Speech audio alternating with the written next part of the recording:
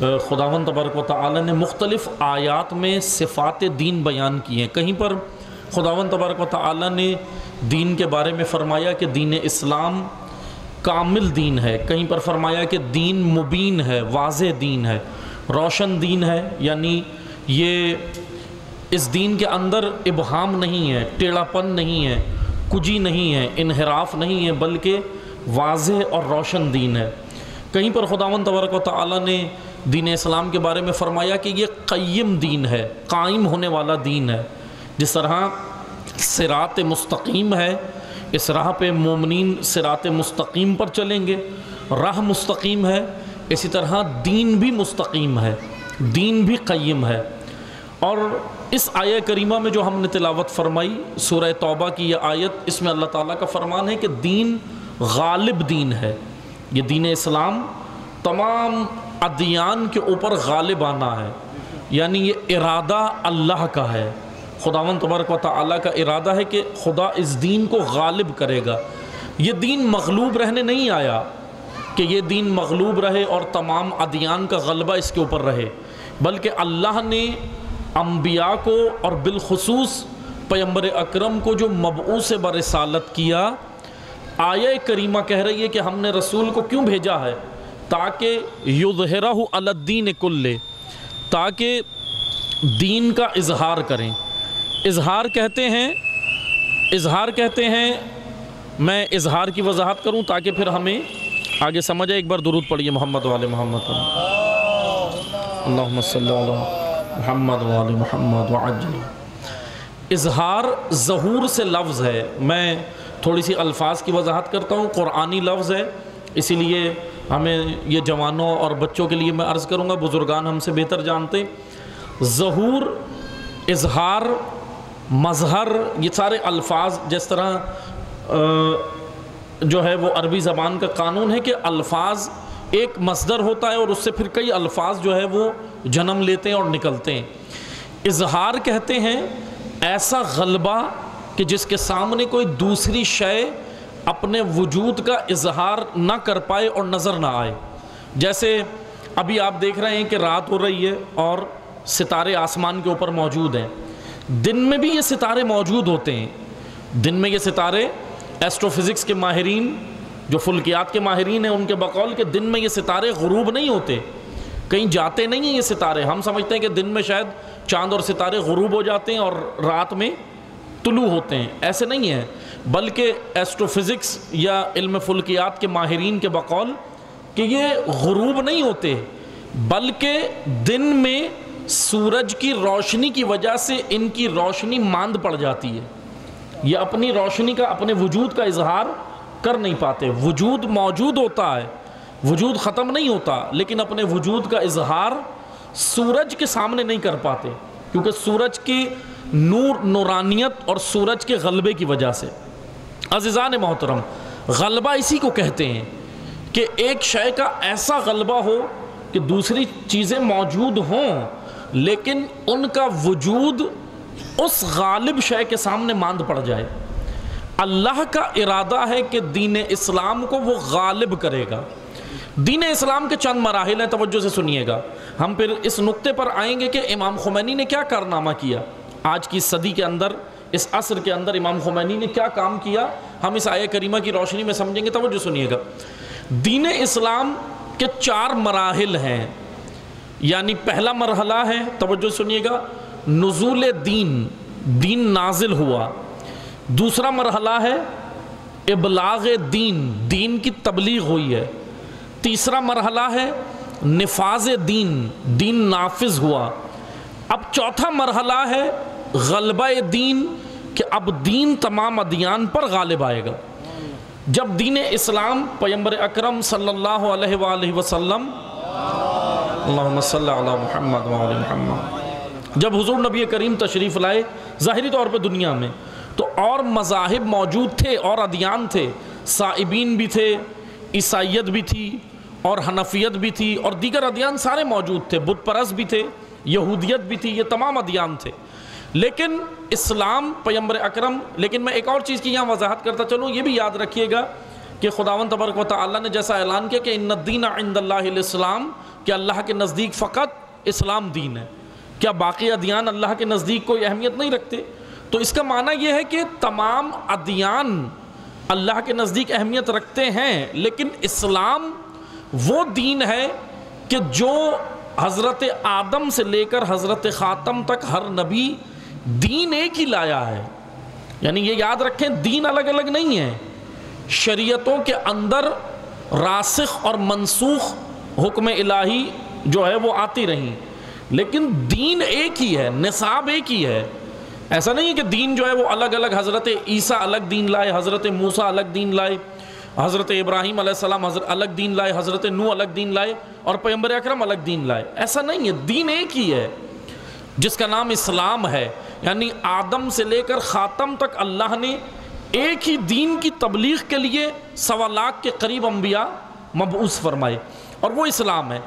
اب 3 مراحل دین اسلام کے پورے ہو چکے ہیں، یعنی دین نازل بھی ہو گیا پیغمبر اکرم کے قلب اطہر پہ، دین کی ابلاغ بھی ہوا، تبلیغ بھی ہوئی ہے، دین نافذ بھی ہوا۔ مدینہ کو پیغمبر اکرم نے دارالخلافہ بنایا، کیپٹل بنایا، مرکز بنایا، اور دین کو نافذ بھی کیا، اسلامی نظام نافذ کر کے پیغمبر اکرم نے بتایا۔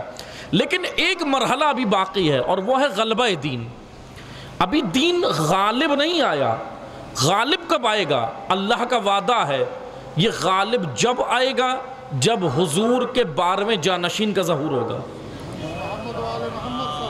اللہم صلی علی محمد وعلی محمد وعجل فرج۔ یعنی تمام ادیان پر ظہور، ہم کہتے ہیں نا کہ امام ظہور کریں گے، امام آئیں گے، ظہور کہتے ہی اس دن کو ہیں جس دن تمام ادیان پر دین اسلام غالب ہوگا۔ اب آئیں آ کر دیکھیں غالب کون سی چیز ہوتی ہے؟ غالب وہ ہوتی ہے جو کامل بھی ہو۔ توجہ سنیے گا، غالب وہ ہوتی ہے جو خود کامل بھی ہو، جو ناقص ہو، جو ادھوری ہو، وہ غالب نہیں ہوتی، اس کا غلبہ نہیں ہوتا۔ یہ قانون ہے غلبے کا، غلبے کا قانون ہے کہ وہ چیز کامل بھی ہو۔ اب اسلام ایک کامل دین ہے، جامع دین ہے۔ آئیں آ کر دیکھیں کہ ہم اس صدی میں امام خمینی نے کیا کام کیا، امام خمینی نے کون سا کارنامہ انجام دیا۔ سوال یہ بنتا ہے نا، آپ دیکھیں پڑوس میں انقلاب آیا، ایران کی زمین پر انقلاب آیا، وہ انقلاب یاد رکھیں، انقلاب اسلامی امام خمینی کے افکار کا نتیجہ ہے۔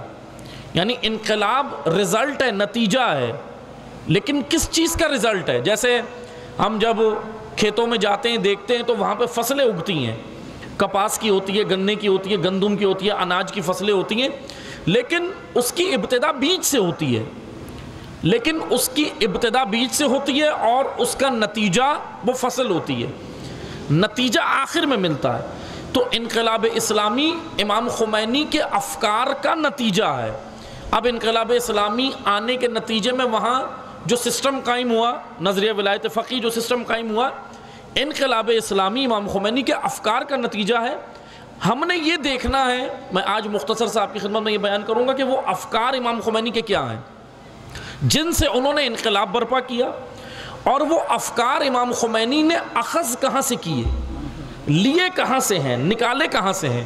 کیونکہ ایک سب سے بڑا سوال تو یہی بنتا ہے نا کہ بھئی معذرت کے ساتھ دیکھیں، ٹھیک ہے جغرافیائی حدود ہیں، ہم پاکستانی ہیں، پڑوس میں ایران ہے، ہندوستان ہے، چائنا ہے، افغانستان ہے، ہر ملک اپنی اپنی جغرافیائی حدود رکھتا ہے، لیکن اسلام کی کوئی جغرافیائی حدود نہیں ہے۔ رہبریت کی، اسلام کی کوئی جغرافیائی حدود نہیں ہوتی، اس کا کوئی، اسلام کا کوئی قبیلہ نہیں ہے، اسلام کا کوئی رنگ نہیں ہے، اسلام کی کوئی رنگ و نسل میں قید نہیں ہے اسلام۔ آپ دیکھیں اسلام آیا کہاں پر؟ عرب کی زمین پر، لیکن پھیلا کہاں ہے؟ پوری دنیا میں۔ آج کتنے مسلمان ہیں؟ 1 ارب اور 80 کروڑ کے قریب تقریباً جو ریشو ہے ابھی تک کا، 1 ارب 80 کروڑ یا 60 کروڑ یہ جو ریشو بنتا ہے، یہ 1.25 ارب کے قریب جو مسلمان ہیں۔ عزیزان محترم، آپ مجھے بتائیں کہ یہ صرف عربستان میں رہتے ہیں، صرف عربی ممالک میں رہتے ہیں، صرف خلیجی ریاستوں میں رہتے ہیں؟ ایسا تو نہیں ہے، پوری دنیا میں ہے، کیونکہ اسلام جغرافیائی حدود کی قید اسلام کے اوپر نہیں ہے۔ اسلام آیا ایک زمین پر ہے تمام زمینوں کے لیے۔ دین اسلام کی ایک جامعیت یہ ہے کہ وہ تمام زمینوں کے لیے، کیونکہ قانون ہے اللہ کا، ہدایت، قانون خدا کا یہ ہے کہ خدا ہدایت یا ہادی ایک زمین پہ بھیجتا ہے لیکن وہ ہادی رہبر تمام زمینوں کے لیے ہوتا ہے؟ ایسا نہیں ہوتا. ہم اس ہادی کو، اس رہبر کو، اس ہدایت کو، اس نظریے کو ہم قید نہیں کر سکتے. جیسے میں آپ کو مثال دیتا ہوں، آج آپ دیکھیں بہت سارے نظریات ہیں نا، سسٹم ہے، نظام ہے. ڈیموکریسی ایک سسٹم ہے، آج سے تقریباً 250 سے 300 سال پہلے ایک ڈیموکریسی. سوشلزم ایک سسٹم ہے، نظام ہے. کیپٹلزم ایک نظام ہے. مختلف قسم کے نظام آج دنیا میں آپ سنتے ہیں. لیکن آپ مجھے بتائیں کیپٹلسٹ کہاں سے شروع ہوئے؟ کیپٹلسٹ کی ابتدا کہاں سے ہوئی؟ کیپٹلزم یعنی سرمایہ دارانہ نظام. معیشت کے دو بڑے نظام ہیں نا آج. سوشلسٹ کہاں پہ ابتدا ہوئی؟ کیپٹلسٹ کی ابتدا ہوئی امریکہ سے، یو ایس سے. لیکن آپ مجھے بتائیں کیا کیپٹلزم صرف امریکہ میں محدود رہا؟ باقی تمام جگہوں پہ پھیلا ہے. آج کتنے ممالک ہیں جو کیپٹلسٹ ہیں؟ بہت سارے ممالک ہیں جہاں پہ سرمایہ دارانہ معیشت ہے. اسی طرح آئیں سوشلسٹ، کہاں سے شروع ہوئے سوشلسٹ؟ رشیا کی زمین سے. رشیا سے شروع ہوئے نا. سوویت یونین بنی، سوویت یونین کے اندر وہ ممالک آئے. پھر 91 کے اندر سوویت یونین ٹوٹ گئی. اس کے اندر پھر یہ بہرحال یہ الگ کہانی ہے. لیکن میں مثال یہ دے رہا ہوں کہ سوشلزم ایک نظام بنا ایک ملک میں. نظریہ ایک شخص نے پیش کیا. بہت سارے نظریہ، جیسے کارل مارکس نے اپنی تھیوری پیش کی. کارل مارکس نے دی نا تھیوری. کارل مارکس دیکھیں، کمیونزم، سوشلزم، کیپٹلزم مختلف قسم کے نظام ہیں. یہ کسی انسان کے دماغ سے نکلے ہوئے افکار ہیں. یہ اللہ نے تو نہیں بھیجے. کیپٹلزم نظام خدا نے نازل کیا؟ خدا نے نہیں کیا. اس کی جب ہم تاریخ پڑھتے ہیں تو ایک انسان کے ذہن سے نکلا ہوا ایک نظام ہے. سوشلزم ایک انسان کے ذہن سے نکلا ہوا ایک نظام ہے. اسی طرح کمیونزم ایک انسان کے ذہن سے نکلا ہوا نظام ہے. عزیزان محترم، لیکن یاد رکھیں یہ مخلوقات کے بنائے ہوئے، ان کے اذہان سے اخذ کیے ہوئے، ان کے اذہان سے نکلے ہوئے نظام ہے. لیکن ایک نظام ہے جو خالق نے نازل کیا اور قرآن نے اس کا اعلان کیا، اور اس نظام کا نام قرآن نے ولایت رکھا ہے. یہ کسی انسان نے نہیں بنایا ولایت. یہ ولایت سسٹم ہے، ولایت نظام ہے، امامت نظام ہے. یعنی یہ نہ سمجھیں کہ ہم ولایت جو ہے وہ صرف ایک مثلاً زبان سے دینے کی گواہی ہے. صرف گواہی نہیں ہے. گواہی تو اس لیے ہے تاکہ ہم ولی کے زیر سایہ آ جائیں. گواہی تو ہم سے اس لیے دلائی جا رہی ہے. لیکن ولایت عزیزان محترم ایک مکمل و جامع نظام ہے جو اللہ نے نازل کیا. اب آئیں، دین مکمل ہی نہیں ہوتا بغیر ولایت کے. ایسا ہی ہے نا. غدیر میں اعلان کیا پیغمبر اکرم نے اللہ کے حکم سے. کس کا اعلان کیا تھا؟ ولایت کا. اور آیت کیا نازل ہوئی؟ الیوم اکملت لکم دینکم. یعنی دین کامل کب ہوتا ہے؟ جب دین کو سسٹم ملتا ہے. دین کے پاس احکام بھی ہوں، دین کے پاس عقائد بھی ہوں، دین کے پاس اخلاق و موریلٹی بھی ہو، اخلاقیات بھی ہوں، دین کے پاس سب کچھ ہو. لیکن اگر سسٹم نہ ہو، خدا کہتا ہے ابھی دین کامل نہیں ہوا. جب تک سسٹم کا اعلان نہیں ہوتا، خدا کہتا ہے دین کامل نہیں ہوا. یعنی تمہارے کاروبار، تمہارے لین دین، تمہارے گھر، تمہارے وجود، تمہاری اولاد، تمہارے گلی محلے قریے ملک، ہر جگہ کے لیے اللہ نے ایک سسٹم نازل کیا ہے. ایک سسٹم. اسی سسٹم اور تشیع کا جرم کیا ہے تاریخ میں؟ کیوں تشیع اتنا قتل ہوا ہے؟ تاریخ ہے نا، ہسٹری. تشیع صرف ایک ہی جرم میں قتل ہوا ہے، اور وہ یہ کہ تشیع نے ولایت کے علاوہ کسی اور نظام کو تسلیم نہیں کیا. یہی ہے نا تشیع کا جرم. تاریخ اگر ہسٹری اٹھا کر ہم دیکھیں کہ ولایت کے علاوہ اور کسی نظام کو تشیع نے قبول نہیں کیا اور نہ کریں گے، کیونکہ اللہ نے جو نظام نازل کیا، اور وہ یہ نظام صرف تشیع کے لیے بھی نہیں ہے. یہ بھی یاد رکھیں، امت اسلامیہ، اور میں اگر اور وسعت نظری کے ساتھ کہوں تو یہ نظام عالم بشریت کے لیے ہے. عالم بشریت کی نجات اسی نظام کے اندر ہے. اب امام خمینی نے کیا کیا؟ آئیں آ کر دیکھیں. ایک ایسا کٹھن دور امام خمینی نے جب اس تحریک کا آغاز کیا، میں امام خمینی کی وہ کارنامہ بتا رہا ہوں کہ دیکھیں ظہور امام معصوم تو کجا، امام معصوم کے ایک نائب کا اللہ سے توسل دیکھیں، کہ طاقت دیکھیں کہ پوری دنیا میں اس وقت دو بڑی طاقتیں تھیں. توجہ سنیے گا. ایک کیمونزم تھا اور دوسری طرف امپیریلزم تھا۔ امپیریلزم امریکہ اور اس کے اتحادی، جس وقت امام خمینی نے تحریک شروع کی ہے ایران میں، امپیریلزم امریکہ اور اس کے اتحادی، دوسری طرف کیمونزم رشیا اور اس کے اتحادی، یعنی دو بڑے نظام تھے اور کوئی تصور بھی نہیں کر سکتا تھا۔ فرانس کے اندر انقلاب آیا، یورپ کے اندر انقلاب آیا، چائنا کے اندر انقلاب آیا، یہ سارے ممالک میں جہاں انقلاب آیا، رشیا کے اندر انقلاب آیا، لیکن وہ سارے انقلاب ایک بھی انقلاب اسلامی نہیں تھا۔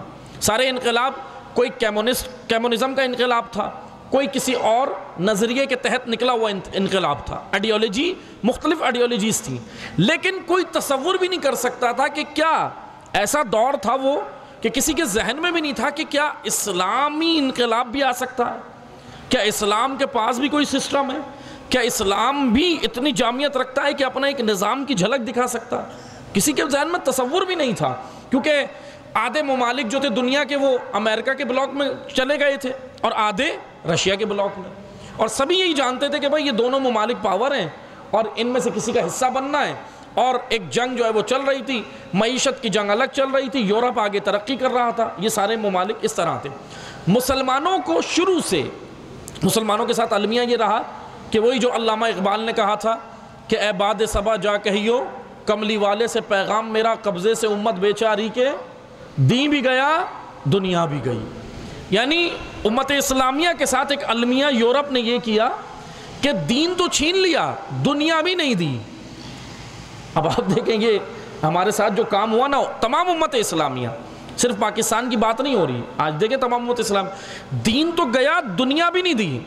یعنی نعرہ یہ لگایا تھا کہ آپ مثلا ایسٹ انڈیا کمپنی، یہ بزرگان بیٹھے ہیں جانتے ہیں، ہندوستان کے اندر جو قائم ہوئی تھی ایسٹ انڈیا کمپنی، اس نے کیا نعرہ لگایا تھا؟ معیشت، نوکریاں، یہی نعرہ لگاتا ہے نا۔ یاد رکھیں جب یہ عالمی طاقتیں کسی بھی ملک میں آتی ہیں نا، اس ملک کے تشخص چھیننے، اس ملک کے عوام کی غیرت چھیننے، عزت چھیننے، سرفرازی چھیننے، ہیومن ویلیوز، اقدار انسانی چھیننے جب یہ آتی ہیں نا استعماری طاقتیں، تو وہ لباس ترقی کا اوڑھ کے آتی ہیں، ترقی کا اوڑھ کے آتی ہیں۔ یہ نا ایسے نہیں آئیں گے، وہ کبھی بھی آپ سے آ کے ظاہری طور پہ سامنے آپ سے ایسے بات ہی نہیں کریں گے، یعنی آئیں گے تو وہ لباس کوئی نہ کوئی اوڑھ کے آئیں گے، نعرہ اچھے نعرے لگا کے آتے ہیں، یعنی ایسا نعرہ ارے بہت بڑی، یعنی ریلیف پیکیجز دیں گے، ترقی دیں گے۔ یہ سارے کام رضا شاہ ایران میں کر رہا تھا جس وقت امام خمینی کی تحریک پیک پر تھی۔ جب پیک پر تحریک چلی نا، پہلے تو رضا شاہ نے، جو پہلوی حکومت تھی، رضا شاہ نے پہلے تو توجہ ہی نہیں دی، کہنے لگا کہ یہ مولوی کیا انقلاب لائیں گے۔ امام خمینی نے جب تحریک چلائی، ایران میں دو تحریکیں چل رہی تھیں اس وقت، ایک کیمونزم کی بھی تحریک چل رہی تھی، کیمونسٹ کے بھی حامی تھے، اور ایک امام خمینی نے چلائی تھی۔ رضا شاہ کی ساری توجہ جو تھی وہ کیمونزم پہ تھی کہ بھائی اس تحریک سے ہمیں خطرہ ہے، لیکن اس نے شروع میں توجہ نہیں دی، کہنے لگا کہ یہ مولوی جو مدرسے سے نکلے، مدرسہ فیضیہ سے نکلے، یہ قوم سے نکلے، یہ مولانا کیا کر سکتا ہے۔ امام خمینی کے بارے میں یہ رضا شاہ کے کمنٹس تھے اس وقت، بیان تھے کہ ایک مولانا ہے، یہ اکیلا کر کیا سکتا ہے، اس کے ساتھ نہ عوام ہے، اور حتیٰ کہ اس کے ساتھ اپنے خود مولوی بھی نہیں ہیں دوسرے۔ اور یہ حقیقت تھی کہ جب امام خمینی نے شروع کی تھی ابتدا، تو بہت سارے اکثریت علماء کی بھی ساتھ نہیں تھی، جب یہ تاریخ ہے انقلاب کی امام خمینی۔ لیکن بہرحال امام خمینی کا اللہ پر توکل، ایمان، آپ دیکھیں قدم کیسا اٹھایا امام خمینی نے کہ اللہ پر توکل اور ایمان، اور پھر بعد میں آہستہ آہستہ لوگ جڑتے گئے، لیکن استقامت کے ساتھ اس راستے کو جاری رکھا، جھکے نہیں، ڈٹے رہے۔ اور امام خمینی نے ایک چیز ملت ایران کے اندر ڈالی، دیکھیں تیل کی قومیانی تحریک اس وقت چل رہی تھی، ڈاکٹر مصدق چلا رہے تھے، ڈاکٹر حسن مصدق اور آیت اللہ فیض کاشانی، یہ دونوں بڑے اس تحریک کے سربراہ تھے، لیکن وہ ایشوز کے اوپر تھی۔ یہ بھی میں آپ کے ذہن میں یہ یاد رکھیے گا، ایشوز کے اوپر جو تحریکیں چلتی ہیں وہ ایشوز حل ہونے تک ہوتی ہیں، انقلابی نہیں ہوتی۔ لیکن انقلاب کی جو تحریک ہوتی ہے وہ ایشوز نہیں اٹھاتی، وہ ہمیشہ نظریہ ڈیولپ کرتی ہے، امت کے اندر، قوم کے اندر نظریے کا بیج بوتی ہے، اور یہ لانگ ٹرم پلاننگ ہوتی ہے۔ ممکن ہے کہ آج 2022 میں اگر ہم کوئی بیج بوئیں اس نسل کے اندر آئیڈیالوجی کا، ممکن ہے 2060 کے اندر یہ نسل کچھ کام کرے۔ یعنی ہم یہ نہ سمجھیں کہ یہ، کیونکہ معذرت کے ساتھ ہم ذرا قرآن کریم کہہ رہے ہیں نا، انسان ذرا جلد باز ہے، ایک انسان کی صفت بیان کی نا، ہم ذرا جلد باز ہیں نا، ہم کہتے ہیں ادھر ہم کام کریں ادھر نتیجہ ہے، ادھر کام کریں ادھر نتیجہ ہے. لیکن امام خمینی سے سیکھیں. امام خمینی سے ایک اینکر نے سوال کیا آپ یہ بتائیں جب تحریک شروع کی کہ آپ کیا رضا شاہ کی حکومت کا تختہ الٹ دیں گے؟ امام خمینی نے بولا مجھے نہیں معلوم. اتنے بڑے رہبر لیڈر، پوری دنیا کی نظریں ان پہ تھی جب تحریک چل رہی تھی، پورے عالمی میڈیا ان سے انٹرویو لے رہا ہے. اب عالمی میڈیا کا انٹرویو سنیں، اللہ پر ایمان دیکھیں امام خمینی کا کیسا تھا. کہنے لگے کہ آپ یہ بتائیں آپ رضا شاہ کا تختہ الٹ دیں گے؟ کہنے لگے مجھے نہیں معلوم. کہا کہ آپ انقلاب لے آئیں گے؟ کہا مجھے نہیں معلوم. کہا آپ کامیاب ہوگی آپ کی تحریک؟ امام خمینی نے کہا مجھے نہیں معلوم. تو اینکر کہنے لگا کہ آپ اتنی بڑی تحریک چلا رہے ہیں آپ کو کچھ نہیں معلوم. تو امام خمینی نے بولا کہ تمہارے سوال غلط ہیں. جو سوال تم خمینی سے کر رہے ہو وہ سوال خمینی سے کرنے کے نہیں ہے، خمینی کے خدا سے کرو. کیونکہ خدا سے پوچھو کہ انقلاب آئے گا، خدا سے پوچھو یہ تحریک کامیاب ہوگی یا نہیں. خدا نے تو مجھے صرف یہ کہا ہے کہ کوشش کرو، میں کوشش کر رہا ہوں، نتیجہ اللہ کے ہاتھوں. یہ ہے انسان کا فریضہ.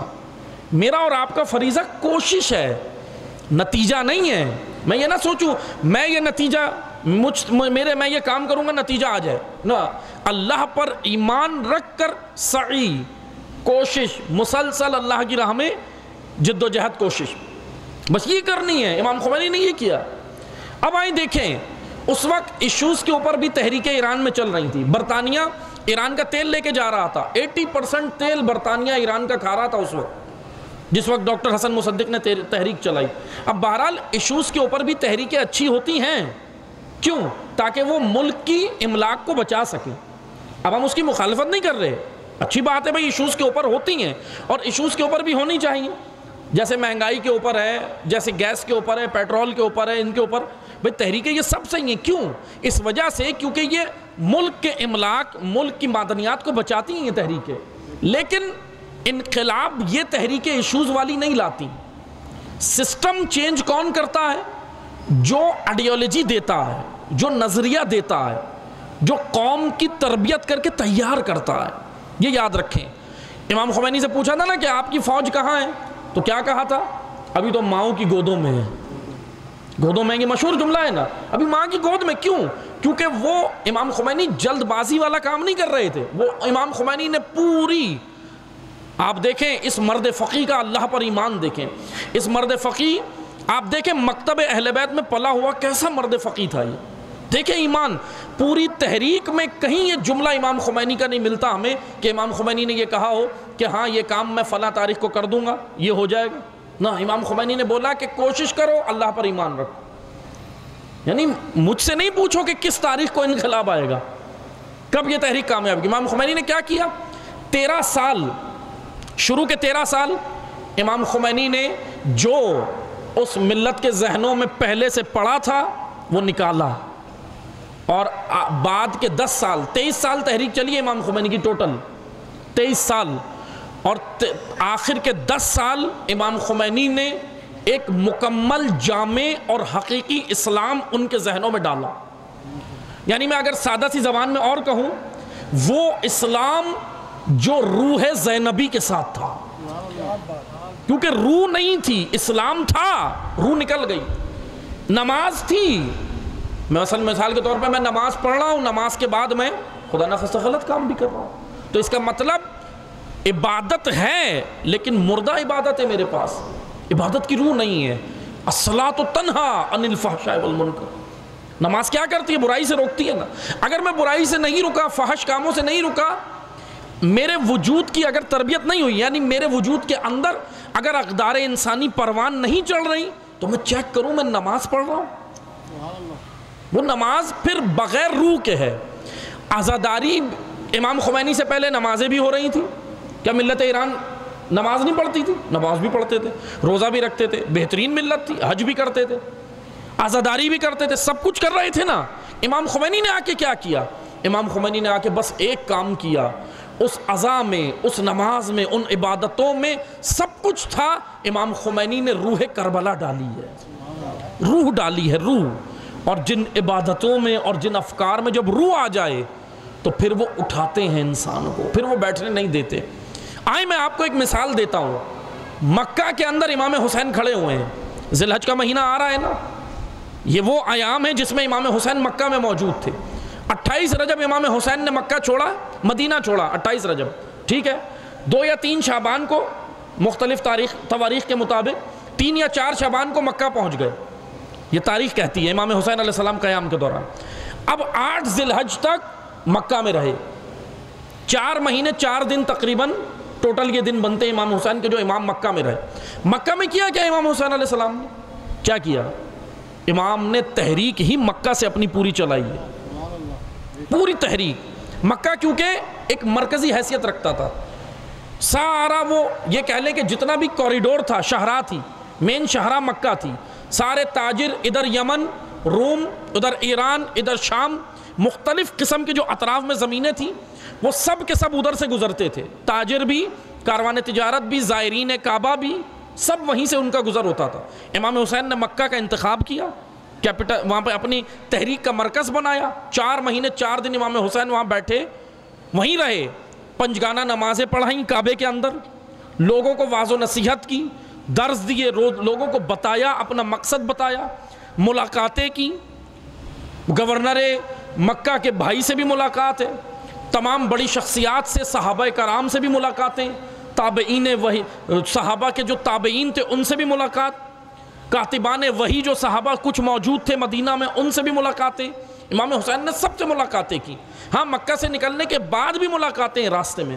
بہرحال یہ موضوع بڑا خوبصورت ہے، یہ آپ محرم میں تقاضا کریے گا پڑھنے والوں سے کہ ہمیں یہ موضوع بتائیں تاکہ ہمیں پتہ چلے قیام امام حسین علیہ السلام کے حوالے سے۔ بہرحال ابھی میں اس موضوع میں نہیں جاتا، لیکن میں وہ نقطہ بیان کرنا چاہ رہا ہوں، امام حسین علیہ السلام نے دینداروں کو خطاب کیا۔ آپ مجھے بتائیں بے دینوں کو خطاب کر کے یہ کہا جائے کہ تم بے دین ہو، سمجھ آتا ہے، لیکن دینداروں کو کہا جائے کہ تمہارے پاس دین نہیں ہے، کتنی عجیب بات ہے۔ امام حسین نے دینداروں کو کہا، دینداروں کو۔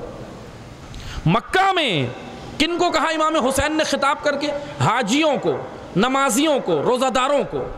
یعنی خدا نخواستہ وہ شرابی نہیں تھے کوئی جو مکہ میں آئے ہوئے تھے امام حسین کی خدمت میں، کوئی یعنی بدفعلی کرنے والے لوگ نہیں تھے، تہجد گزار تھے بعض ان میں، تہجد گزار، اتنے عبادت گزار تھے۔ امام حسین کا اب خطاب سنیں، امام حسین علیہ السلام نے ان کو خطاب کر کے، کیونکہ میں امام حسین علیہ السلام سے پھر امام خمینی تک آؤں گا کہ وہی آپ دیکھیں کہ کس طرح امام خمینی نے اپنے جد، اپنے مولا، اپنے آقا کی پیروی کی ہے امام حسین علیہ السلام۔ دیکھیں آج کے عصر میں ہم نے کربلا، امام حسین کی کربلا پڑھی، امام خمینی نے ہمیں بتایا کہ عملی کربلا کیسے ہوتی ہے، عمل کر کے بتایا کہ عملی طور پر عاشورہ کے اندر اترا کیسے جاتا ہے۔ عاشورہ منانا کمال نہیں ہے، عاشورہ تو ہندو بھی منا لیتا ہے، عاشورہ تو عیسائی بھی مناتے ہیں نا، امام حسین کے حرم پہ بھی جاتے ہیں، تو اچھی بات ہے بھائی، عقیدت مند جانا چاہیے امام حسین کا حرم، اور عزاداری کے دروازے سب کے لیے کھلے ہیں، ٹھیک ہے، آنا چاہیے، اچھی بات ہے عقیدت امام حسین سے، لیکن یاد رکھیں دیگر تمام مسالک اور دیگر تمام فرقے اگر امام حسین کی یاد منائیں تو سمجھ آتا ہے وہ یاد منائیں، کوئی حرج نہیں، ان سے ہم زیادہ تقاضا نہیں کر سکتے، لیکن شیعہ صرف یاد حسین ہی نہ منائے، یاد کے ساتھ ساتھ راہ حسین بھی زندہ کرے۔ راہ حسین یہ شیعہ کا فریضہ ہے۔ یہ امام خمینی نے بتایا کہ صرف یاد نہیں، صرف رسم نہیں، صرف ایک عاشورہ صرف برسی کی طرح نہیں، عاشورہ عملی طور پہ اترنے کے لیے۔ اور سیکھا کہاں سے؟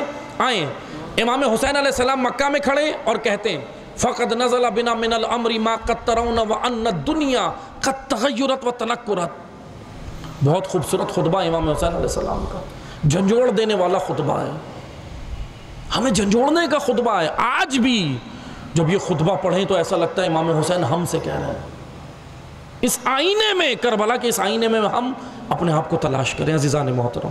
واقعاً امام حسین کہہ رہے ہیں فقط نزل بنا من الامر ما قد ترونا وان الدنیا قد تغیرت وتنکرت۔ میں مختصر سا اس کا مفہوم بیان کروں۔ امام حسین علیہ السلام نے کہا کہ دنیا بدل گئی ہے، معاشرہ بدل گیا ہے۔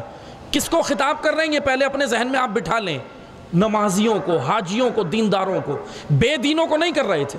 امام حسین دینداروں کو یہ جملہ کہہ رہے ہیں کہ دنیا بدل گئی، معاشرہ بدل گیا، معاشرے نے کروٹ لے لی، تبدیلی آ گئی۔ کیا تبدیلی آئی ہے؟ اے فرزند زہرا، اے زہرا کے بیٹے، کیا تبدیلی آئی تھی معاشرے میں؟ آئیں امام حسین کی زبان سے سنیں تبدیلی کیا آئی، کیا تبدیلی آئی۔ ان الدنیا قد تغیرت و تنکرت و ادبر معروفہا، لوگوں نے، امام حسین نے کہا تبدیلی یہ آئی کہ ادبر معروفہا، لوگوں نے دین کو پشت دکھا دی۔ معروف نیکیاں، دین، لوگوں نے دین کو پشت دکھائی ہے۔ وَلَمْ يَبْقِ مِنْهَا إِلَّا سُبَعْبَةٍ كَسِبَعْبَةِ الْإِنَا، یہ محاورہ ہے۔ امام حسین نے کہا اے لوگوں، ایھا الناس، لوگوں نے دین چھوڑ دیا، دین کو پشت دکھا دی۔ جبھی میں قیام کر رہا ہوں، میں مکہ میں کیوں آیا ہوں، میں نے مدینہ کیوں چھوڑا ہے؟ صرف ایک یزید کا مسئلہ نہیں تھا کہ صرف ایک یزید برسر اقتدار آ گیا، بلکہ یزیدیت ایک آئیڈیالوجی سر پہ منڈلا رہی ہے امت اسلامیہ کے۔ اگر حسین ابن علی قیام نہ کرتے تو آج وہ یزیدیت آئیڈیالوجی امت اسلامیہ کو وہ یزیدیت کھا جاتی۔ امام حسین علیہ السلام نے یہی بتایا کہ صرف ایک شخصیت کا مسئلہ نہیں ہے، پورے سسٹم کا مسئلہ ہے، نظام کا، کہ کیا ہو رہا ہے، لوگوں نے دین کو پشت دکھا دی ہے۔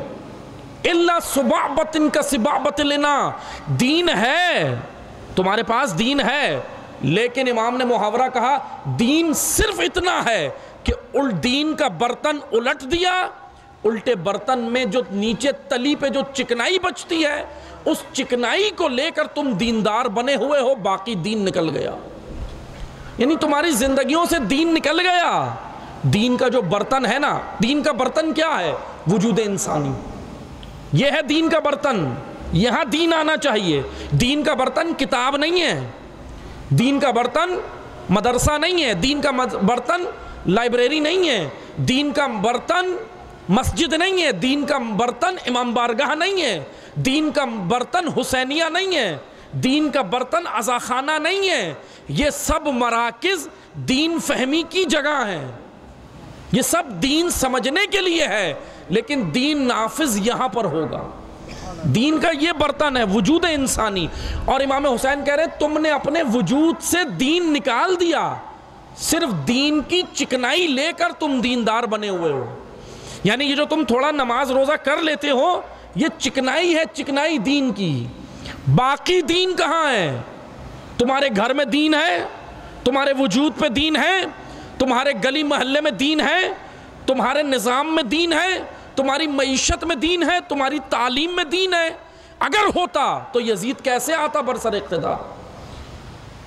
کیسے یزیدیت برسر اقتدار آتی اگر تمہارے وجود میں، تمہارے معاشرے میں دین ہوتا؟ امام حسین نے کہا تم نے دین چھوڑ دیا ہے، صرف انفرادی عبادت کر کے سمجھ رہے ہو کہ ہم نے پورا کام کر دیا۔ دو ذمہ داریاں ہیں میری، آپ کی، ہم سب کی، انفرادی بھی اجتماعی بھی۔ انفرادی یہ ہے کہ اپنے آپ کو باتقوی بنانا، اور اجتماعی یہ ہے کہ معاشرے کو تقوی کی جانب گامزن کرنا۔ امام حسین کہہ رہے تم نے ایک ذمہ داری تو نبھائی اچھے طریقے سے، خود تو تم باتقوی ہو، یہ حاجیوں کو خطاب کر رہے تھے امام حسین مکہ میں، تم اچھے طریقے سے خود تو بہترین حاجی ہو، بہترین متقی ہو، لیکن تمہارا معاشرہ جو تباہ ہو رہا ہے، نیک آدمی اگر خاموش ہو جائے، برائی برے لوگوں کی وجہ سے نہیں پھیلتی، اچھے لوگوں کی خاموشی سے پھیلتی ہے، اچھے لوگوں کی غیر جانبدار رہنے سے پھیلتی ہے۔ اگر ہم اپنے سوسائٹی اور معاشرے میں غیر جانبدار ہو جائیں، میرے محلے میں یہ ہو رہا ہے، علاقے میں یہ ہو رہا ہے، پڑوس میں یہ ہو رہا ہے، ہم کہتے ہیں نا مجھے کیا بھائی، میں اپنے بچے دیکھوں، اپنے آپ کو سنبھالوں، مجھے کیا؟ امام حسین اسی دین کی نفی کر رہے ہیں، جو کہتا ہے نا مجھے کیا، معذرت کے ساتھ وہ ایک طریقے سے یہ کہہ رہا ہے میں حسینی نہیں ہوں، جو کہتا ہے نا امر بالمعروف و نہی عن المنکر، چھوڑ دے، برائی پھیلتی رہے اور کہے مجھے کیا، تو اس کا مطلب یہ ہے کہ آپ کہہ رہے ہو کہ میرا امام حسین سے کوئی تعلق نہیں ہے۔ اگر حسین سے تعلق ہے تو اس کا مطلب یہ ہے کہ میری اجتماعی ذمہ داری بھی ہے۔ یہی ہو بہو جو امام حسین نے حاجیوں کو کہا، امام خمینی نے ایرانیوں کو کہا کہ اسلام گمشدہ است۔ اب امام خمینی کے جملے سنیں، وہ ملت ایران جو نمازیں بھی پڑھ رہی تھی، تہجد گزار تھی، دعائے کمیل کی بھی پابند تھی، ہر چیز کی پابند تھی، سب کچھ نیک کام کر رہی تھی۔ امام خمینی نے بولا اسلام گمشدہ آس، اسلام تمہارے پاس سے کھو گیا ہے، اسلام تمہارے پاس ہے ہی نہیں۔ اب اگر کسی مثال کے طور پہ آپ ماشاءاللہ الحمدللہ سب نمازی بیٹھے، میں بے نمازی کو اگر کہوں کہ تم نمازی نہیں ہو، آپ سب تائید کریں گے نا کہ آپ صحیح کہہ رہے ہیں۔ لیکن اگر میں نمازیوں کو کہوں کہ اے نمازی ہو نماز پڑھو، آپ لوگ کیا کہیں گے؟ آغا صاحب آپ کا شاید معذرت کے ساتھ دماغ صحیح نہیں ہے، آپ نمازیوں کو کہہ رہے ہیں نماز پڑھو، بے نمازیوں کو کہیں جا کے۔ لیکن امام حسین نے تو یہی کیا، حاجیوں کو کہا کہ تمہارے پاس دین نہیں ہے، بے دینوں کو نہیں کہا، بے دینوں کے پاس تو خیر تھا ہی نہیں، امام نے خطاب ہی نہیں کیا، لیکن دینداروں کو کہا کہ تمہاری ذمہ داری یہ ہے کہ تم بے دینوں پہ تنقید مت کرو، خود ذمہ داری نبھا کے بے دینوں کو دیندار بناؤ۔ امام دیندار لوگوں کو خطاب کر کے ان کی ذمہ داری دے رہے تھے، یہی امام خمینی نے کیا۔ اور آئیں آ کر دیکھیں، جس وقت امام خمینی نے یہ تحریک چلائی اس وقت دیگر تحریکیں بھی پیک پر تھیں ایران کے اندر۔ بس مختصر میں سمیٹ رہا ہوں گفتگو اور ذکر مصائب پہ آؤں گا، بس توجہ سنیے گا۔ اس وقت امام خمینی نے تحریک چلائی نا، پیک پر تھی، تیل کی تحریک چل رہی تھی، اور بھی مختلف تمباکو کی تحریک بھی چلی تھی ایران میں، تمباکو کی فیکٹریاں اکھاڑ کے پھینک دی تھی، وہ بہرحال وہ ایک الگ سسٹم، بہرحال وہ الگ کہانی تھی کہ کیا ہوا تھا۔ سید جمال الدین افغانی کے مرہون منت رہا ہے یہ سارا سسٹم جو ایرانیوں نے کیا، ورنہ آج یاد رکھیں، ورنہ برطانیہ کھا جاتا سارا ایران کا پیسہ، اور وہ جیسے بر صغیر کا کھایا ہے، جیسے بر صغیر سے لے گیا، حتیٰ کہ میں یہ ایسے انکشاف نہیں کر رہا، باقاعدہ جو ہے وہ اس کے ویکیپیڈیا کے اوپر اور دیگر جگہوں پہ یہ ساری چیزیں انکشافات ہوئے ہیں کہ ملکہ برطانیہ ہے نا الزبتھ، اس کے گلے میں جو نیکلس ہے آج بھی وہ ہندوستان سے چرایا ہوا ہے، ریکارڈ ہے باقاعدہ۔ یعنی میں اگر اور خلاصہ کروں تو دنیا میں برطانیہ وہ واحد ملک ہے جو چوری کے پیسے سے بنا، ایک روپیہ بھی انگلینڈ نے اپنا نہیں لگا، سارا لوٹا ہوا ادھر ادھر سے، بر صغیر سے، ادھر سے ادھر سے ادھر سے۔ تو بہرحال توجہ سے سنیں، اب یہ دو بڑے بلاکس کے درمیان میں امام خمینی کا قیام، لوگ امید نہیں کر رہے تھے کہ کیا اسلام بھی کچھ ہے، کیا اسلام کے پاس بھی سسٹم ہے۔ امام خمینی نے ایسے پرکٹھن دور میں شعار بلند کیا کہ اسلام ناب محمدی، یعنی خالص دین، محمدی اسلام۔ اور امام خمینی نے کہا کہ بڑا خوبصورت امام خمینی نے ٹرمز استعمال کی، اصطلاح کہا کہ اسلام امریکائی چھوڑو، اسلام محمدی کی جانب آؤ۔ یعنی سوال یہ بنتا ہے کیا امریکہ کا بھی کوئی دین ہے؟ تو امام خمینی نے بتایا ہاں، ایسا دین جس سے امریکہ راضی ہو وہ امریکائی دین ہے، ایسا امام بارگاہ جس سے امریکہ راضی ہو امریکائی امام بارگاہ ہے، ایسی مسجد جس میں خانقاہیت ہو وہ امریکائی مسجد بن جاتی ہے، ایسا مدرسہ کہ جس میں خانقاہیت ہو امریکائی مدرسہ بن جاتا ہے، وہ کہ جس میں حسینیت، جس میں شبیریت اور جس میں حسین ابن علی کا نصاب پڑھایا جائے وہ ہوتی ہے، وہ ہے مسلک شبیری، وہ اٹھاتا ہے قوموں کو، وہ بیدار کرتا ہے۔ امام خمینی نے یہی تو شعار لگایا، اور بہرحال یہ تو بہرحال ایک مجلس تو کافی نہیں ہے، ورنہ تحریک کی پوری ایک داستان ہے، کس طرح امام خمینی نے تحریک چلائی، کیا ہوا، کتنی قربانیاں دیں۔ بس مختصر سے یہ سنیں امام خمینی کی شخصیت، کیونکہ ابھی ہمارا موضوع انقلاب نہیں ہے، انقلاب ہوتا تو پھر ہم انقلاب پہ گفتگو کرتے، انقلاب الگ موضوع ہے، امام خمینی کی شخصیت الگ موضوع ہے۔ افکار امام خمینی میں سب سے بنیادی چیز، میں بس ایک نقطہ عرض کر کے ذکر مصائب پہ آ رہا ہوں، افکار امام خمینی میں سب سے بنیادی چیز تھی اسلام کی شناخت نو، یعنی اسلام کو درست طریقے سے امام خمینی نے مکمل اور جامع اسلام کو پیش کیا۔ نیا اسلام نہیں لائے امام خمینی، یہ یاد رکھیں، جیسے بعض لوگ کہتے ہیں کہ نیا دین تھا، نیا نہیں لائے، اسی اسلام کو جو غدیرائی اسلام تھا، غدیر میں تھا، جس کا اعلان غدیر میں ہوا تھا، جو لوگ فراموش کر چکے تھے، ادھر ادھر سامراجی قوتوں کے پیچھے بھاگ رہے تھے، مسلمان تشیع بھی، امام خمینی نے توجہ دلائی کہ اسلام ایک جامع دین ہے۔ بس امام خمینی نے اسلام کی شناخت نو کرائی، شناخت نو، اور آج آئیں دیکھیں اسی شناخت نو کا نتیجہ دیکھیں، یہ جو امام خمینی نے کرائی آج آپ دیکھیں، یہ وہ اسلام ہے کہ جو برہنہ پاؤں میں چپل نہیں ہے اور یمنیوں کو سپر پاور کو شکست دینے کے لیے تیار کر دیتا ہے، سپر پاور کے سامنے یمنیوں کو کھڑا کرتا ہے، یہ ہوتا ہے دین شبیری۔ آئیں آ کر دیکھیں نائجیریا میں جہاں 30 سال پہلے تشیع کا وجود نہیں تھا، امام خمینی کے افکار کی بدولت شاگرد خمینی جس کا نام زاکزاکی ہے، آج الحمدللہ 1.25 کروڑ تشیع تیار کر دی اسی نائجیریا میں، افریقہ میں، نائجیریا میں جہاں تشیع کا وجود نہیں تھا۔ یہ ہے اسلام ناب محمدی جو امام خمینی نے شعار لگایا تھا۔ اسلام امریکائی ہم سے ہماری عبادتوں کی عزاداری کی روح چھینتا ہے۔ اسلام امریکائی یعنی بس اپنی رسموں میں مست رہو، اور اسلام حقیقی وہ جو اقبال کہہ رہے تھے کہ رہ گئی رسم ازاں روح بلالی نہ رہی، یعنی اذان رسم نہیں، روح بلالی کے ساتھ، حضرت بلال کی روح کے ساتھ اذان۔ کیوں بلال کی اذان پیغمبر اکرم کو پسند تھی؟ کیونکہ بلال کی اذان میں لوری نہیں تھی، بیداری تھی۔ بلال لوگوں کو جگاتے تھے، سلاتے نہیں تھے۔ بس عزیزان محترم، امام خمینی شاگرد زہرا، شاگرد مکتب زہرا ہیں۔ سیدہ کے قیام سے امام خمینی نے سیکھا کہ کیسے ہم نے وقت کی سپر پاور کو شکست دینی، اور الحمدللہ 40-43 سال ہو گئے۔ آج بھی آپ دیکھ لیں، آج بھی دیکھ لیں، ابھی وینزویلا کا صدر 2 دن پہلے، غالباً کل کی ہی نیوز ہے، 1 دن پہلے، وینزویلا ملک ہے، وینزویلا کا صدر جا کے ابھی رہبر معظم سے ملا ہے، اور رہبر معظم نے صرف ایک ہی پیغام دیا اس صدر کو، کہا کہ سنو، امریکی دباؤ سے نکلنے کا ایک ہی راستہ ہے، مزاحمت اور استقامت۔ رہبر کا 2 ٹوک پیغام تھا وینزویلا کے صدر کو، لیکن الحمدللہ آپ یہ دیکھ لیں، جیسے بعض لوگ ہمارے آئے نا جو مانتے نہیں، کہتے ہیں بھائی ہم کیوں مانیں، وہ ایرانی ہیں، وہ فلاں ہیں، وہ یہ ہیں۔ جیسے میں نے عرض کیا کہ ہدایت، رہبریت، اسلام، ٹیکنالوجی ہوتی ایک ملک کے لیے ہے، بنی ہوئی ایک ملک کے لیے ہوتی ہے، لیکن استعمال سب کر سکتے ہیں، اس سے ہدایت سب پا سکتے ہیں، جغرافیے کی حدود نہیں ہوتی۔ آپ مجھے بتائیں، ٹیکنالوجی آج ہم جاپان کی یوز کر رہے ہیں، پروڈکٹ یوز کر رہے ہیں، ہم ساری چیزیں یوز کر رہے ہیں، چائنا کی، جاپان کی، جرمنی کی، کہاں کی ہم پروڈکٹ یوز نہیں کر رہے ہیں نا۔ آپ مجھے بتائیں، چائنیز پروڈکٹ یوز کرنے سے ہم چائنیز ہو جائیں گے؟ کوئی آپ کو بلیم کرتا ہے کہ یہ چائنیز ایجنٹ ہے، اس کے جیب میں چائنا کا موبائل ہے، چائنیز ایجنٹ ہے، بولے گا کوئی آپ کو؟ نہیں بولے گا بھائی چائنا کا ایجنٹ۔ کوئی آپ چائنا کی پروڈکٹ یوز کرنے سے کوئی چائنیز نہیں ہوتا۔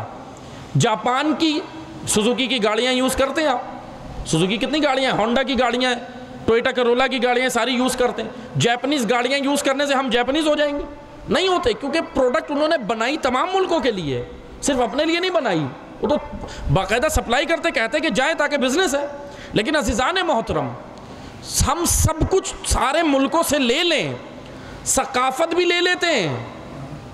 آپ مجھے بتائیں پاکستانیوں کی ثقافت کیا ہے؟ شلوار قمیض۔ ہمارا اگر ہم کٹر پاکستانی ہیں تو پھر پینٹ شرٹ کیوں پہنتے ہیں؟ بھائی ہماری ثقافت تو اگر اتنا ہی پاکستانیت کا جنون ہے تو پھر صحیح سے چڑھائیں نا جنون۔ ہمارا ثقافت کیا ہے؟ شلوار قمیض۔ میں مثال دے رہا ہوں نا، ایک چھوٹی سی مثال ہے، بچکانہ مثال ہے، لیکن مطلب سمجھانے کے لیے۔ بھائی ہم دوسرے ملکوں کا لباس پہننے سے، پینٹ شرٹ پہننے سے آپ کو کوئی کہتا ہے کہ یو کے کا ایجنٹ ہے؟ کہتا ہے کوئی آپ کو انگریز ہے، ایجنٹ ہے؟ نہیں کہتا نا۔ تو اس کا مطلب یہ ہوا کہ آپ کسی ملک کی پروڈکٹ یوز کرنے سے اس ملک کے باشندے نہیں بنتے، الحمدللہ محب وطن پاکستانی ہی رہیں گے۔ تو جب دوسرے ملکوں کی پروڈکٹ لینے سے محب وطن پاکستانی ہی رہو گے، تو ایران میں جو اسلام ہے رہبر کے پاس، وہ لینے سے ایرانی کیوں بن جاتے ہیں؟ الحمدللہ محب وطن پاکستانی ہی رہیں گے۔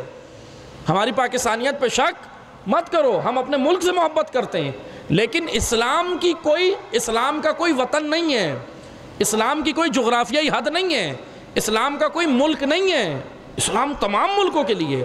ہم ایرانیوں سے یہ نہیں کہہ رہے کہ ہم یہ نہیں کہہ رہے بھائی ایرانیوں کا تیل ایرانیوں کے لیے، ایرانیوں کی مصنوعات ایرانیوں کے لیے، ایرانیوں کے پروڈکٹ ایرانیوں کے لیے، ہم اس کو کم مانگتے ہیں۔ ہم تو یہ کہتے ہیں کہ جو وہاں پر ولی فقیہ ہے، وہ جو نائب امام ہے، وہ جو مرد فقیہ ہے، وہ جو اسلام بتا رہا ہے، وہ ایرانیوں کے لیے نہیں ہے، وہ پوری دنیا کے تشیع اور عالم اسلام کے لیے۔ یعنی کوئی بھی اس کو اسلام لینے سے پھر بلیم لگاتے ایرانی ایجنٹ، یہ کیسے ہو سکتا ہے؟ یعنی ایک بڑی عجیب بچکانہ باتیں۔ بس عزیزان محترم، امام خمینی کی شخصیت کے بارے میں ایک جملہ سنیں، میں ذکر مصائب پہ آ رہا ہوں۔ امام خمینی جب جلا وطنی کاٹ کے جب واپس آئے پہلے تو فرانس میں رہے، پھر اس کے بعد عراق، فرانس، دونوں جگہ مطلب امام خمینی کو جلا وطنی کے لیے رکھا گیا، فرانس میں، عراق میں، اور بھی ایک دو ممالک میں بھیجا۔ بعض ایسی جگہیں تھیں امام خمینی کے فرزند کے بقول، احمد خمینی اور دیگر جو فرزند امام خمینی ان کے بقول، کہ بعض ایسی جگہیں تھیں جو بارڈر پہ رکھا گیا تھا امام خمینی کو، ایسے کٹھن مراحل بارڈر پہ کئی دنوں تک، تقریباً 15 سے 20 دن ایک ایسی جگہ تھی۔ امام خمینی کے فرزند فرماتے کہ میں بابا کے ساتھ تھا اور بارڈر کے اوپر تھا، لیکن میرے چہرے پر، یہ ان کے جملے ہیں، وہ کہنے لگے کہ میرے چہرے پر پریشانی تھی کہ یہ کون سی جگہ ہے، نہ کوئی ملک ہے نہ کچھ ہے، ایک بارڈر تھا، ایک ویرانہ تھا، کہ میرے اوپر پریشانی تھی، لیکن میں نے جب وقت نماز دیکھا تو بابا نے پانی منگایا اور میں نے وہاں وضو کیا، اور میں نے اپنے بابا یعنی امام خمینی کے چہرے پر ذرا سی بھی تھکاوٹ اور ذرا سی بھی گھبراہٹ نہیں دیکھی، بالکل نفس مطمئنہ کی طرح اس ویرانے میں تھے اور نماز ادا کر رہے تھے۔ یہ ہے خدا سے رابطہ، یہ ہے طاقت خمینی کی۔ خمینی کی طاقت اللہ سے رابطہ تھا، فقط ایک طاقت تھی۔ شہید سلیمانی، شہید قاسم سلیمانی رحمۃ اللہ علیہ کے بڑے خوبصورت جملے، جب امام خمینی واپس آئے نا، جلا وطنی کاٹ کے جب واپس آئے، تو جتنے بھی انقلابی لیڈرشپ تھی وہ سب جیلوں میں تھی۔ شہید مطہری، رہبر معظم شہید بہشتی اور دیگر جتنے بھی تھے، آغا رفسنجانی، دیگر جتنے بھی امام خمینی کی یعنی یہ کہہ لیں تحریک کی جو کریم تھی، کریم ہوتی ہے نا تحریک کی، جیسے کسی بھی پارٹی کی کریم ہوتی ہے، جتنے بھی بہترین لیڈر تھے جنہوں نے جوانوں کو تیار کیا تھا، جو ذہن سازی کر رہے تھے، زمینہ سازی، کوئی جلا وطن تھا، کوئی ملک بدر تھا، کوئی ساواک جو ایجنسی تھی ایران کی، ساواک خطرناک ایجنسی تھی، کوئی روپوش تھا، کوئی جیلوں میں تھا۔ یہ حالت تھی، یعنی جب امام واپس آئے، امام راحل جب واپس آئے تو جانتے ہیں شہید قاسم سلیمانی کے بڑے خوبصورت جملے ہیں امام خمینی کی شخصیت سمجھنے کے لیے۔ واقعاً اگر کوئی امام خمینی کو سمجھنا چاہتا ہے تو سرباز خمینی سے سیکھے، شہید سلیمانی سے۔ واقعاً اگر سمجھے ہیں تو وہ لوگ سمجھے امام خمینی کو، ہم نہیں سمجھے، ابھی تک نہیں سمجھے امام خمینی کو، ہم اس مرد فقی کو نہیں سمجھے ابھی تک، تو امام معصوم تو کجا ہے۔ وہ توجہ سنیں، امام شہید سلیمانی یہ کہتے ہیں، شہید قاسم سلیمانی رحمۃ اللہ علیہ نے کہا کہ جب امام واپس آئے، امام خمینی جب واپس آئے تو امام کی آمد کا، دو جملوں میں یہ بڑے غور سے سنیے گا جملے، اس کے اندر بڑا خوبصورت پیغام ہے۔ شہید قاسم سلیمانی کہتے ہیں کہ جب امام خمینی واپس آئے تو امام کی آمد کا سبب انقلابی نہیں بنے، بلکہ امام نے آ کر انقلابیوں کو نجات دی عوامی حرکت کے ذریعے۔ کسی بھی پارٹی لیڈر کی طاقت اس کی کریم ہوتی ہے، خمینی کی طاقت اللہ پر ایمان تھا، اللہ پر ایمان، کیونکہ جو کریم تھی وہ تو سب قید میں تھی، وہ تو سب قید میں تھی۔ تحریک کے لیڈر تھے نا امام خمینی، ان کے جو بالکل بازو تھے، جو بالکل بازو تھے، کوئی جلا وطن تھا، کوئی قید میں تھا۔ شہید سلیمانی نے بہت خوبصورت جملہ بولا امام کی شخصیت کے لیے کہ امام خمینی نے آ کر، یعنی تنہا خمینی وہ ہے، تنہا خمینی وہ ہے کہ بعض انقلابی رہبر کے لیے زمینہ سازی کرتے ہیں، لیکن خمینی وہ مرد فقی ہے جس نے انقلابیوں کو عوام میں حرکت پیدا کر کے انہیں بھی نجات عطا کی۔ یہ ہے امام خمینی کا مقام و مرتبہ واقعاً۔ اسی لیے آیت اللہ جوادی عاملی دام ظل العالی حفظ اللہ، خدا ان کی حفاظت کرے، آیت اللہ جوادی عاملی فرماتے ہیں کہ خمینی کو سمجھنے کے لیے 200 سال چاہیے، خمینی کو سمجھنے کے 200 سال چاہیے۔ واقعاً آپ مجھے بتائیں، یہ ہے امام زمانہ کا ایک چھوٹا سا شاگرد، یہ ہے دنیا آج ولایت کی اس جھلک سے پریشان ہے، تو پھر وہ جب زہرا کا بیٹا آئے گا تو اس کو کیسے برداشت کرو گے؟ آج اس جھلک سے، صرف اس سے پریشان ہے۔ سپر پاور نے گھٹنے ٹیک دی ہیں، سپر پاور خود پریشان ہے، پابندیاں لگا لگا کے تھک گیا، وہاں نہ تیل کم ہو رہا ہے نہ کچھ کم ہو رہا ہے، معیشت بھی چل رہی ہے، سب کچھ چل رہا ہے۔ فرق ہے عزیزان محترم، فرق ہے۔ ہم لوگ IMF کے غلام ہیں، ایرانی امام رضا کے غلام ہیں، حقیقتاً ورنہ ملتوں کی نجات کا راستہ یہی ہے، تمام ملتوں کی۔ اور یہ یاد رکھیں، انقلاب اسلامی جغرافیائی حد تک رہنے کے لیے نہیں آیا۔ انقلاب اسلامی امام زمن کے ظہور کے لیے زمینہ سازی ہے، ظہور کی زمینہ سازی ہے۔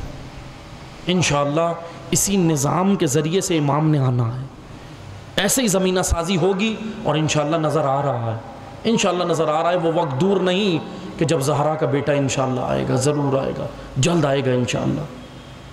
یمن میں آپ دیکھ لیں، نائجیریا میں دیکھ لیں، دیگر زمینوں، مڈل ایسٹ، مشرق وسطیٰ مرکز ہے امام کے لیے، امام کے ظہور کے لیے شرط ہے مڈل ایسٹ۔ اور انشاءاللہ ہماری زمین بھی انشاءاللہ تیار ہوگی، اور ہو رہی ہے الحمدللہ۔ کمی نہیں ہے پاکستان میں، کمی نہیں ہے، ذرا نم ہو یہ مٹی بڑی زرخیز ہے ساقی۔ اقبال کہہ رہے تھے نا، صرف تھوڑی سی نمی کی ضرورت ہے، ورنہ یہ جوانانوں کے دل بڑے زرخیز ہیں۔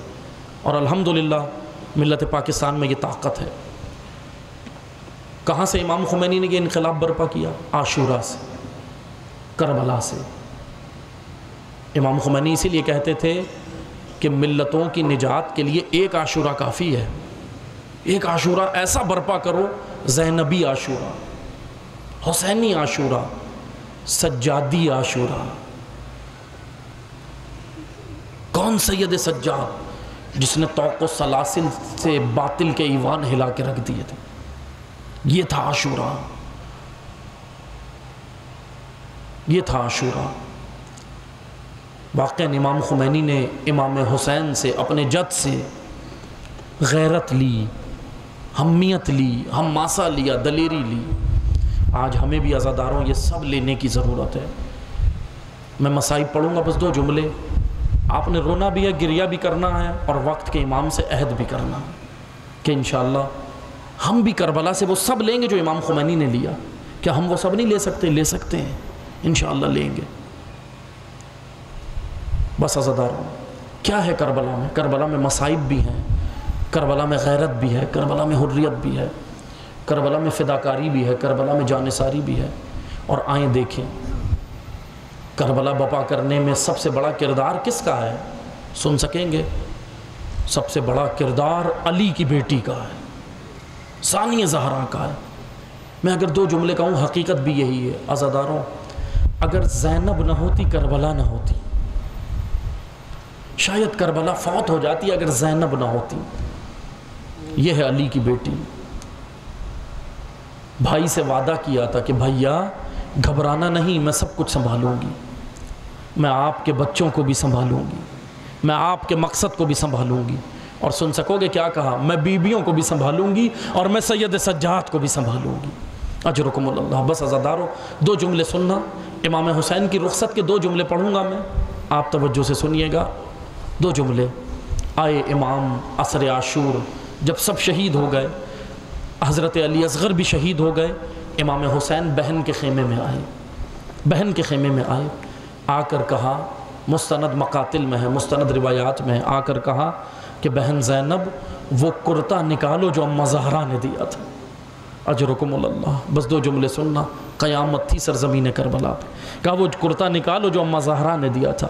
عزادارو بی بی نے وہ کرتا نکال کے دیا، جانتے ہو کیا کیا؟ زہرا کے بیٹے نے وہ کرتا جگہ جگہ سے پھاڑنا شروع کیا۔ علی کی بیٹی پوچھنے لگی، ماں جایا، فاطمہ کے بیٹے، اے میرے بھیا یہ کرتا تو پہلے ہی پرانا ہے، آپ کیوں اس کو جگہ جگہ سے پھاڑ رہے ہیں؟ عزادارو حسین ابن علی نے کہا کہ بہنا ہمارا پالا بڑے لعین دشمن سے پڑا ہے، اور میں نہیں چاہتا میری شہادت کے بعد بھی میرے بدن کو عریاں کیا جائے، مجھے لوٹیں گے، مجھے پتا ہے کہ میرے بدن کو لوٹیں گے، لیکن میں چاہتا ہوں میرے تن پہ یہ کرتا چھوڑ دیا جائے۔ بس عزادارو امام نے اس کرتے کو بوسیدہ کر دیا، زیب تن کر لیا۔ اب جب آگے بڑھے نا، آخری جملے سننا، آگے بڑھے، علی کی بیٹی آگے بڑھی اور آگے بڑھ کے کہتی ہے، ماں جایا ذرا ایک بار اپنا چہرہ دکھانا۔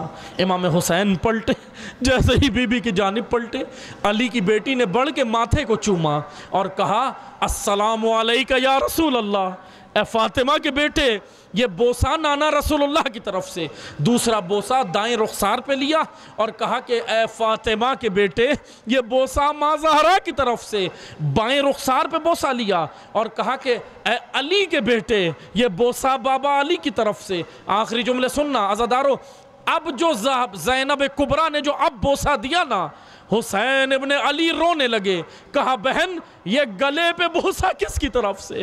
کہا ماں جایا فاطمہ کے بیٹے یہ بوسہ غریب بہن کی طرف سے، یہ بوسہ زینب کی طرف سے، یہ بوسہ علی کی بیٹی کی طرف سے۔